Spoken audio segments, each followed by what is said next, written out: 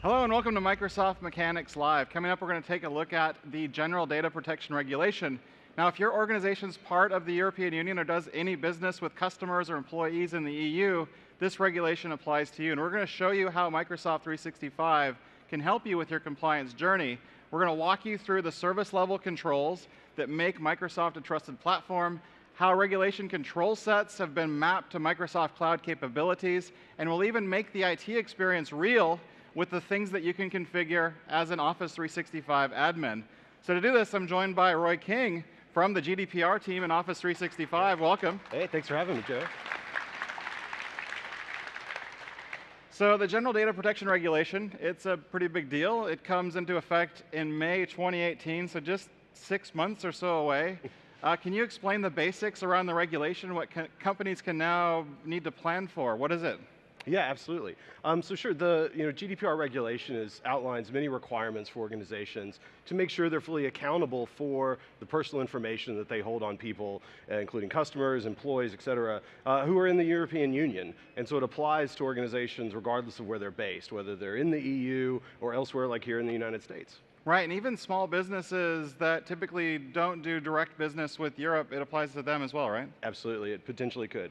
The important question is, do they control any personal data on any resident of the EU?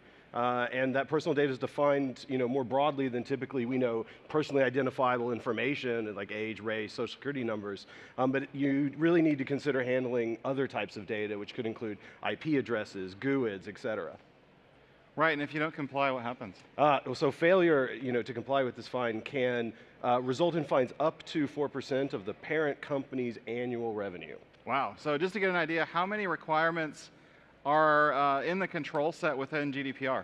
Well, so there are dozens of articles that make up the regulation, and what they really boil down to are the legal expectations that organizations have a good grasp over the personal data that they control, and that they have the right policies and procedures in place to protect that data and the people that have access to it. And in case you're wondering, my machine's really obsessed with this, so it just keeps scrolling through the regulation because it wants to learn everything about it. You love reading it as much as I do. Right, so this also includes some obligations for incidents that happen like data breach, right? That's right, so something bad happens, you're obligated to notify the relevant authority without undue delay and within 72 hours of breach. And we've had some cases like that recently as well. You check the news every day. Right, so it's a big step forward in terms of protecting individual privacy rights, but at the same time, it's really super high bar in terms of meeting that from an IT perspective. How realistic is it then for companies to comply with GDPR? Yeah, good question. First off, there are a lot of things that will go into your GDPR journey, and you should visit our site at microsoft.com/GDPR and see all of the full scope of guidance and recommendations that we provide. And we recognize it is a challenge for companies, and what we have definitely seen though is moving as much data as you can to the cloud actually helps accelerate that journey. And so when you think about demonstrating compliance with any regulation around the world, you really need to map those set of controls, or map those to a set of controls that define how you're going to meet those expectations. And for you in IT, you really need to consider 3 different types of controls that you're going to operationalize to meet your GDPR requirements. So the first is your cloud vendor and how we operate our controls with encryption and zero standing access. Then your company is responsible for controls around people and policies and procedures like assigning a data protection officer. But in the middle, you have all of the tools and technologies that you can configure that help you protect the people and data that you have. So ultimately, it's the shared responsibility between you and the service provider, who's always, like us, always continually updating to help you meet new requirements as they come along. Right, and what are the things that we're doing at Microsoft then in terms of our services themselves to meet the bar for GDPR? That's right. So we were the first large cloud company to make contractual commitments to meeting the GDPR, and that's been true for years. We were the first to meet the EU model clause requirements and to get certified for ISO 27001. So really we've over the last decade implemented over 1,000 controls that have helped us sort of bake compliance in from the beginning. How does this work? we take these regulations sort of that come across worldwide, and then we analyze them against our control, sort of our initial control set. And for doing that has allowed us to focus on features like data sovereignty and tenant isolation to help make sure your data is kept in certain areas, and you can apply advanced types of encryption and access control to it. So with this, we've already met many of the industry standards and regulations like FISMA, Sarbanes-Oxley, ISO standards, et cetera.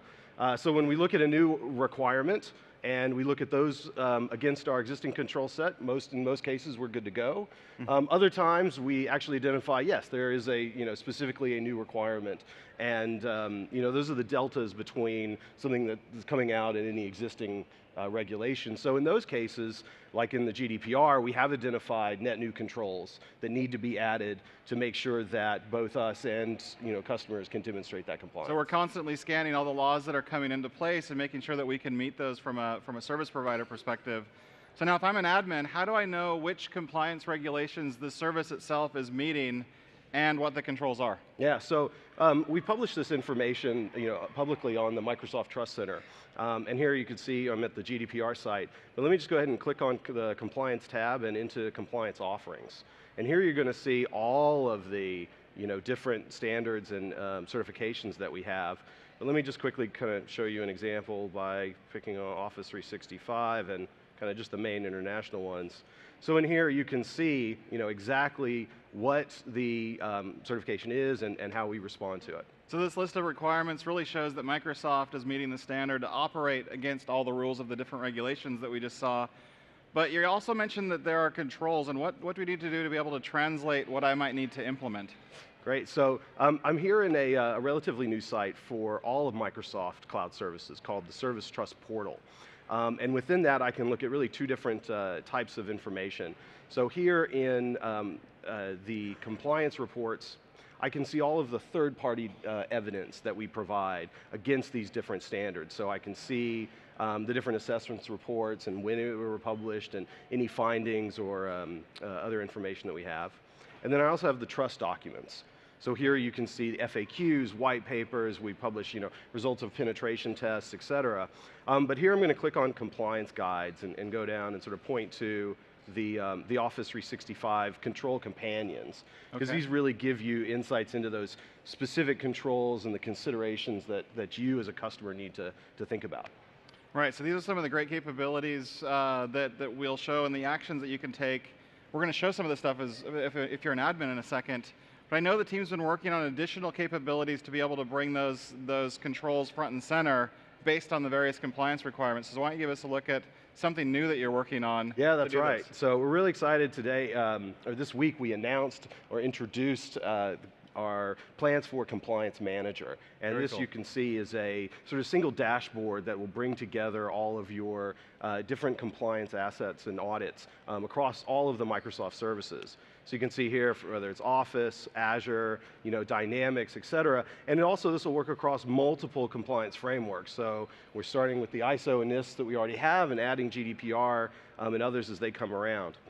But so, within this, I'll be able to create, this dashboard and look at the services, all of the services that are in scope, and then see the Microsoft managed controls and everything that we are doing and implementing and the results of those tests.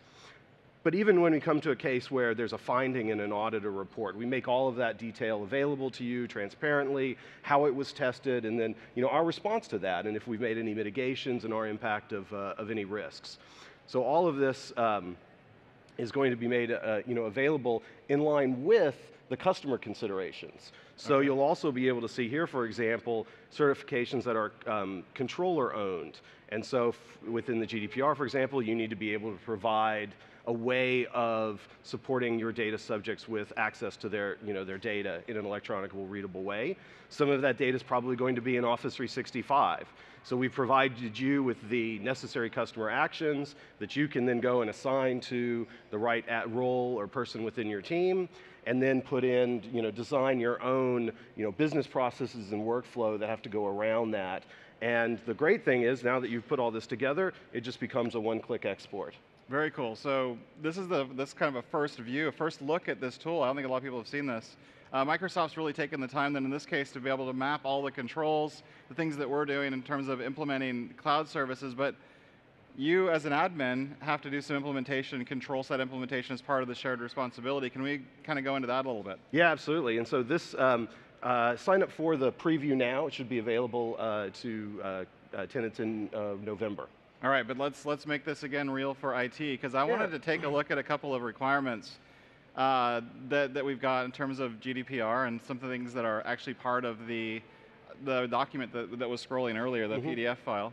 So here you can see, for example, here's section 2, a nice part of text. It feels better if you read this with a British accent, by the way, I think. So we say this: the controller and the processor needs to implement appropriate technical and organizational measures to ensure a level of security that's appropriate to the risk. Now, this to me sounds like you have to have a plan that basically is implementing security in a way that's kind of measured, maybe that's progressive. What do we have as a tool to kind of help with doing that? Yeah, great. And this is an example where we have already been working, to provide tools and visibility that will help people with the requirements of the GDPR. So what you'll see that I've got here is the secure score. It's available to anyone with an admin account, and this provides users with a security analytics tool, so that helps you understand where you are and what you can do to reduce the risk to users and data. And you'll see here not only it gives me a benchmark or a baseline of how other organizations are doing, but it lets me set my own targets and see, for example, it's identified that I could go ahead and enable multi-factor authentication for some of my admins, and that would help me improve my score.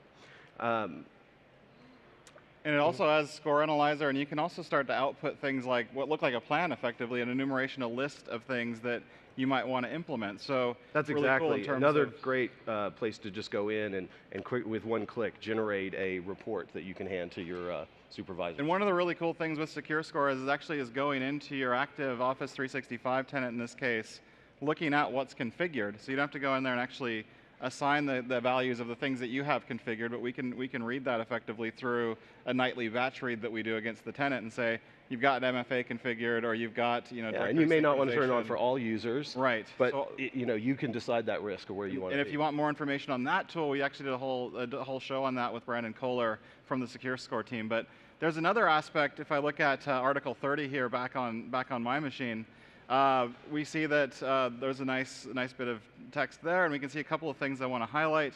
So maintain a record of processing activities, the name, the details of the controller, the purposes of the processing, the description of categories, data subjects, all the categories of personal data.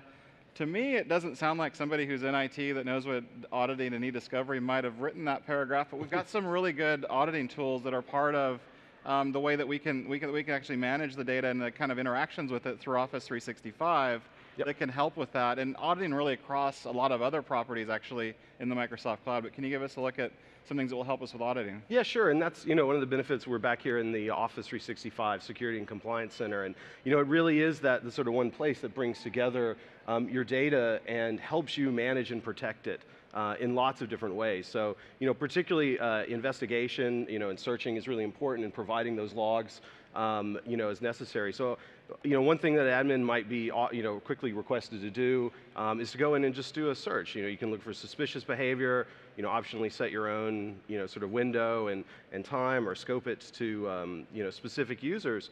But with this, the fact that this is available across all of the users, all of the admins, all of the activity that's happening in your Microsoft environment, and it's exportable through the management API into whatever other systems you want to use, gives you that great visibility that you need to be able to prevent and, if necessary, report on breaches. Right, and there's another tool that's actually quite good in this space, which is Cloud App Security, that will also parse through the logs and look at things like admin changes that have been made within the tenant. You can even do some kind of risk-based assessment of, wow, there's been a lot of downloads that have been happening by this specific user that hasn't done this behavior in the past, and based on any thresholds that you pass, it can trigger alerts for that. So additional verbiage that we've got in 83 here in the beginning of the GDPR, where it basically talks about implementing measures to mitigate risks using encryption, for example, including confidentiality. We've got some great tools that will help in terms of encrypting files and really automating some of that process. Yep. We'll actually get some more details on that in an upcoming show today. Great. Using cloud app security. But why don't you show us some of the controls that we have there in terms of automatic encryption or encryption that users maybe can leverage? Yeah, certainly. So, this is another great example of, regulations in the GDPR where we have, existing tooling and a roadmap that's really going to help. So I recommend, there's been a ton of announcements about Microsoft information security and what you can do there, but, being able to, either with our known sensitive data types or your expressions to be able to identify personal data wherever it comes up in a document, and then potentially automatically be able to apply the rights management and watermarking, et cetera, to be able to ensure the right governance over those files. So really, if you think of Microsoft's information protection solution stack, all the things that we're doing, there are a lot of options here. We're showing one here with Azure Information Protection, but this can really make it easier to encrypt, and then you can do things like using DLP to configure things like rights management or encryption on files, or like the cloud app security that we'll show in a bit. This is really, really good stuff in terms of, again, trying to automate or configure some of the controls that they're asking for through the requirements. So lots to digest and prepare for. Where would you suggest people start taking action against some of these requirements? Yeah, certainly. I mean, those are just a few examples of what you can do. As I mentioned, there's over 1,000 controls that we have that point to different things that you can to do to manage your data governance. It's really important, though, that you maintain sort of tightly connected with compliance and security stakeholders in your organization that are also responsible for the GDPR, and make sure that you're looking at this holistically from a company perspective. And we've built a great site where people can go to get all of the information about GDPR and where Microsoft has kind of mapped content and can help, right? That's it, Microsoft.com/GDPR. So easy to remember. So this is an awesome introduction, a great intro into GDPR. Hopefully this makes it a bit clearer and demystified for some of the folks watching both here and also online. Also, you can keep checking back to Microsoft Mechanics. We'll keep showing all the new tool set and everything as it evolves. That's about all the time we have for this show. Thanks for watching, and we'll see you next time. Thank you.